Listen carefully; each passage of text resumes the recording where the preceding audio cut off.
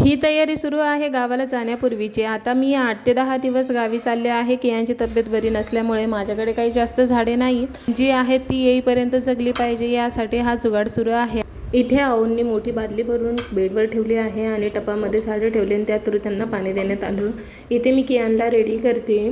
कियांला समर diarrhoea झाला आहे आणि त्याला डॉक्टरने इथे ॲडमिट करायला सांगितलं होतं। त्याचा बड्डे पण आला आहे, तर म्हणलं गावी जाऊन बघूया, तिकडे त्याला आराम पडला तर पडला। त्यासाठी आम्ही गावी जाण्यासाठी निघालो आहोत।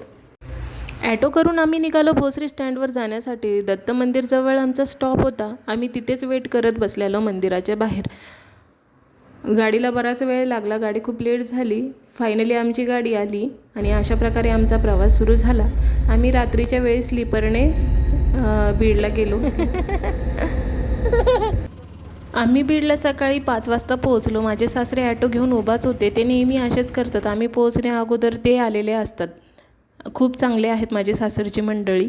आणि आम्ही घरी गेलो। माझे सासू माझ्या कियांला पूर्ण घर दाखवत आहेत, ते त्याला घराची होम टूर देत आहेत। तर मंडळी, कसा वाटला तुम्हाला माझा व्हिडिओ? मला तुमच्या सपोर्टची खूप गरज आहे। व्हिडिओ आवडला असेल तर प्लीज लाईक करा, शेअर करा आणि चॅनलला सबस्क्राईब करायला मात्र विसरू नका। भेटूया अशाच एका नवीन व्हिडिओसोबत। तोपर्यंत काळजी घ्या। धन्यवाद।